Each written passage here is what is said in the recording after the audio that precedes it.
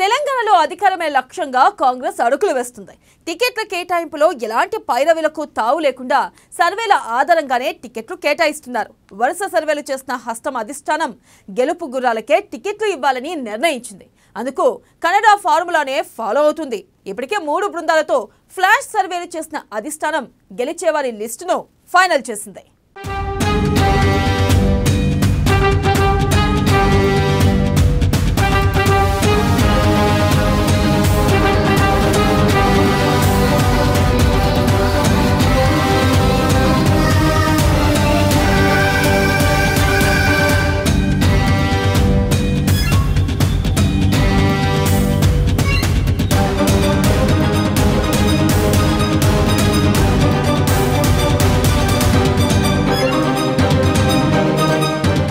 తెలంగాణ ఇచ్చిన పార్టీగా కాంగ్రెస్కు పేరు. ఏపీలో పార్టీ నష్టపోతుందని తెలిసిన తెలంగాణకు గ్రీన్ సిగ్నల్. 2 సార్లు అధికారానికి దూరంగా కాంగ్రెస్ పార్టీ ఈసారి అధికారంలోకి రావాలని ఆచితూచి అడుగులు. తెలంగాణలో అధికారంలోకి రావటమే లక్ష్యంగా అడుగులు. తెలంగాణలోనూ కన్నడ స్ట్రాటజీ అమలు. గెలుపు గుర్రాలకే టికెట్లు. పైరవీలకు తావు లేకుండా టికెట్లు. 3 బృందాలతో ఫ్లాష్ సర్వేలు.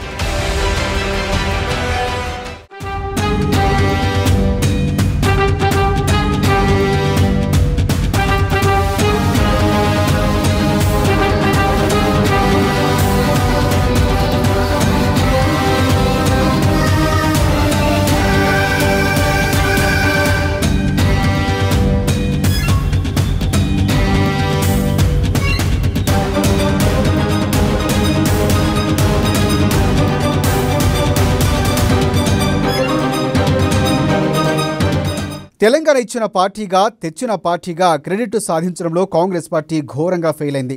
వరుసగా 2 సార్లు అధికారానికి దూరమైంది.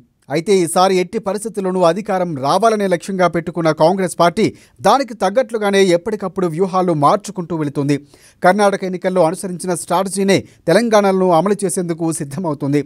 ఇప్పటికే 115 నియోజకవర్గాలకు బీఆర్ఎస్ అభ్యర్థులు ప్రకటించింది. అభ్యర్థుల ఎంపికపై కాంగ్రెస్ ప్రయత్నాలు వేగవంతం చేసింది.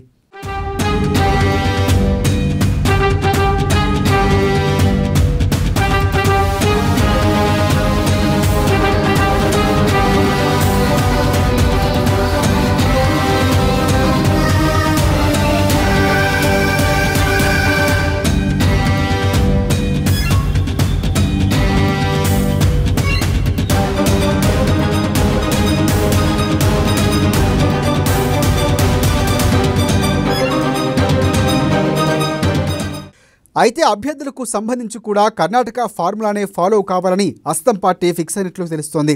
దీనిలో భాగంగానే టికెట్ల కేటాయింపు వ్యవహారాన్ని పగడ్బందీగా నిర్వహిస్తోంది. ఎలాంటి మొహమాటాలకు వెళ్లకుండా గెలుపు గుర్రాలకే టికెట్లు ఇవ్వాలని డిసైడ్ అయిపోయింది. ఎలాంటి పైరవీలకు తావు లేకుండా చూసుకుంటుంది. గెలిచే వారికే టికెట్లోని క్లియర్ కట్గా చెప్పేస్తున్నారు కాంగ్రెస్ పెద్దలు. గతంలో ఫాలో అయినట్లు టికెట్లు కేటాయింపులో సీనియారిటీ సిఫార్సులు పక్కన పెట్టాలని డిసైడ్ అయినట్లు తెలుస్తోంది. కాంగ్రెస్ పార్టీ తరఫున రకరకాల సర్వేలు కూడా నిర్వహిస్తున్నారు. సునీల్ కనుగోలు ఇప్పటికే ఓ సర్వే చేసి నివేదికలు సైతం సమర్పించారు.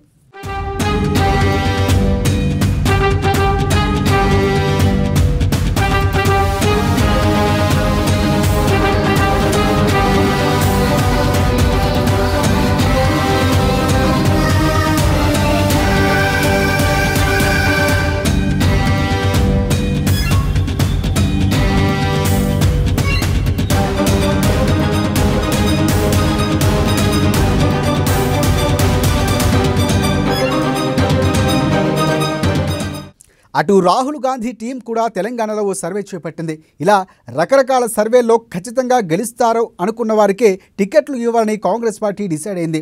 అయితే అధిష్టానం ఇలాంటి నిర్ణయంతో సీనియర్ల గుండెల్లో రైళ్లు పరిగెడుతున్నాయట. తమకు టికెట్ వస్తుందా రాదా అనే టెన్షన్లో వాళ్ళు కనిపిస్తున్నారు. ఇక అటు ఇప్పటికే 2 సార్లు కాంగ్రెస్ పార్టీ స్క్రీనింగ్ కమిటీ భేటీ అయింది. అయితే గతంలో చేసిన సర్వేలపై స్క్రీనింగ్ కమిటీలో పలువురు అనేక అనుమానాలు వ్యక్తం చేసినట్లుగా తెలుస్తోంది. అయితే నాయకుల మాట వినే టికెట్లు కేటాయించే విధానానికి కాంగ్రెస్ పార్టీ పూర్తిగా స్వస్తి పలికింది.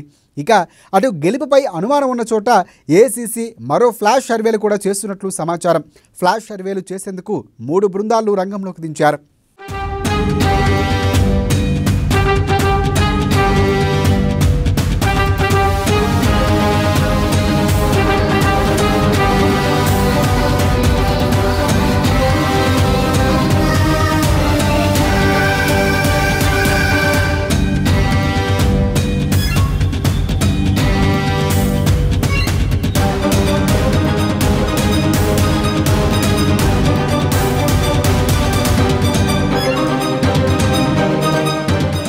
కాంగ్రెస్ పార్టీ గతంలో ప్రతి నియోజకవర్గంలో 500 లోపు మాత్రమే నమూనాలు సేకరించేది.